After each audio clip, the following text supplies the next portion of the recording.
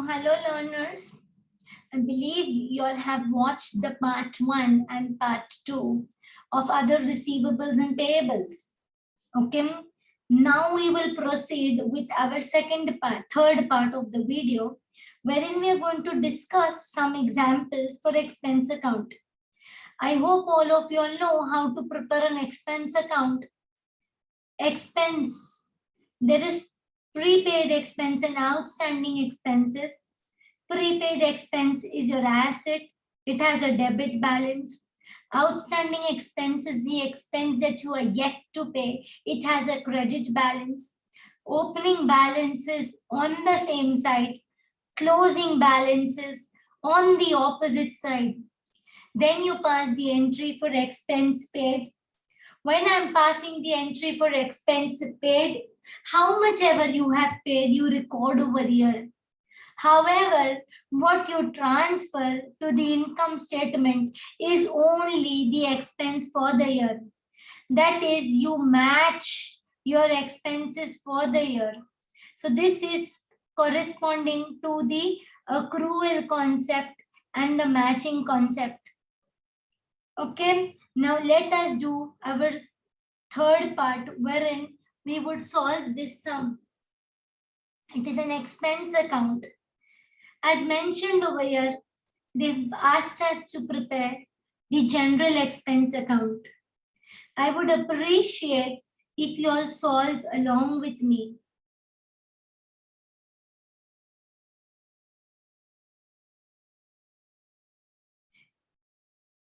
On January 1, general expenses prepaid amounted to $45. So on the first date, you have a prepaid expense, opening prepaid of $45. So I would record Jan 1, balance begin down, $45. During the year, amount paid for general expenses were $560. You have paid this amount. You have paid the general expenses. If you pay expense debit, cash bank credit, you have paid through check. So bank would be credited and expense would be debited. Expense debit, bank credit. Because expense is debited, I will write on the debit side of expense, bank. I paid through check $560 and I have paid through cash $140. This I have done during the year. Because I do not know the dates, I would record it on the last date. Then I will read it further. They are saying that the general expenses that is incurred for the year is only 800. That means they are telling us that the expense for the year is 800. Whatever is expense for the year, it is transferred to the income statement on the last date. Our last date is 31st of December. Let's move ahead. They are asking us to prepare a general expense account. I have prepared a general expense account, but now I would try and see what has happened. I had an opening prepaid of 45. I paid 560 during the year through check, and I have paid 140 during the year through cash. So this is 745 along with the prepaid. What I paid for the year during the year is 745. But they are saying that my expense for the year is 800. Expense for the year is 800 and adding the amounts that you paid last year and current year comes up to 745. That means 800 is expense, but You have paid in all 745. This includes paid last year for the current year, paid last year for current year, the prepaid of last year, and this also includes amount paid in current year. However, the expense for the year still remains 800. I have paid in all 745. Expense for the year is 800. That means I am yet to pay 55. I am yet to pay 55. 55 is my outstanding expense or my expense accrued. Opening outstanding is written here. Closing outstanding on the opposite side. So I still have to pay for the current year $55. This is my closing outstanding, which has a credit balance but is written on the opposite side. Then I will close my account. The account should settle because I found out the outstanding balance using the logic. Do not forget to bring down this 55 on the first date of the next year or the next month. It carries 1 mark. So on Jan 1, I will bring down this balance 55. Can somebody tell me what does this represent? Expense account has a credit balance, opening credit balance. That means it is an outstanding expense or expense accrued. It will appear in the statement of financial position. Can somebody tell which heading? Under the heading current liabilities, can somebody tell me the subheading? The subheading would be other payables.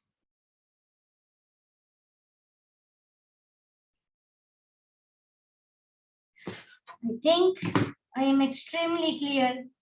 There is an answer for self-evaluation. In case you all want the PDF of this worksheet, please comment, put your email ID. I would share it with you. Let's try the other sum by yourself. I'm giving you all some time to try it yourself.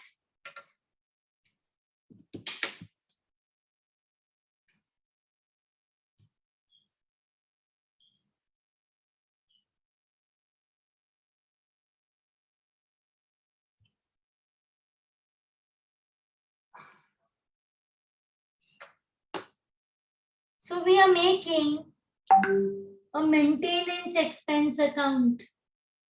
What are we making? Maintenance expense account. Try to put the debit and credit for your convenience. Let's see what they said. On the first date, you have maintenance expense owing 150. Owing means yet to be paid. Yet to be paid means outstanding. So you have an outstanding expense of 150. An outstanding expense is a liability and it always has a credit balance. So opening outstanding on the first date would have a credit balance, will appear on the credit side. Maintenance expense paid 6,400 by check. When you pay the expense, you say expense debit because you paid through check. Bank credit, expense debit, expense debit. So on the debit side of the expense, you will write bank. You will put $6,400. You do not know the date, so you will write December 31. Then they have told you that the total maintenance expense that relates to the current accounting year amounted to 6020. That means the expense for the current year is 6020. Expense for the current year, expense for the current year is 6020. So the amount that will be transferred to the income statement on the last date would be expense for the year 6020. Okay. Now, if you see over here, during the year, I have paid 6,400. However, my expense for the year is only 6020. That means I have paid extra. How much? 6,400 minus 6020. That is 380. I have paid extra. But I also had to pay 150 of the last year, which was outstanding at the beginning of the year. So I would subtract this 150, which was paid in respect of last year. This was paid in respect of last year. So 380 minus 150 paid on account of last year. So I still am left with a prepaid. I have prepaid 230. So I am still left with a prepaid expense, which is an asset. Prepaid expense paid in advance is an asset. It appears on the debit side. But since I'm recording the closing, it will appear on the opposite side. Balance closed down 213. If I close the account will get settled because I already found out the prepaid using logic. Let's close the account. Check the total of the credit side. 150 plus 6020 plus 230. It gives you 6,400. Do not forget to bring down this balance on the first date of the next year. This is the balance, begin down. 230. Can somebody tell me what does this represent? This represents prepaid expenses, prepaid maintenance expenses. Can somebody tell me where will it come? It will come in the statement of financial position. Which side? Asset side. Under what heading? Current asset. What subheading? Other receivables. I hope I am very clear with the example number 5. I would want you to try the wages account, which is again an expense account, by yourself. I would put the format for your reference. However, this format should be known to you by now.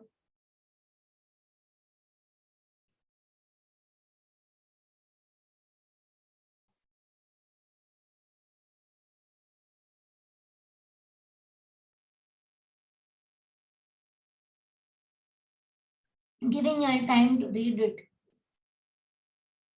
The financial year ends on 31st March.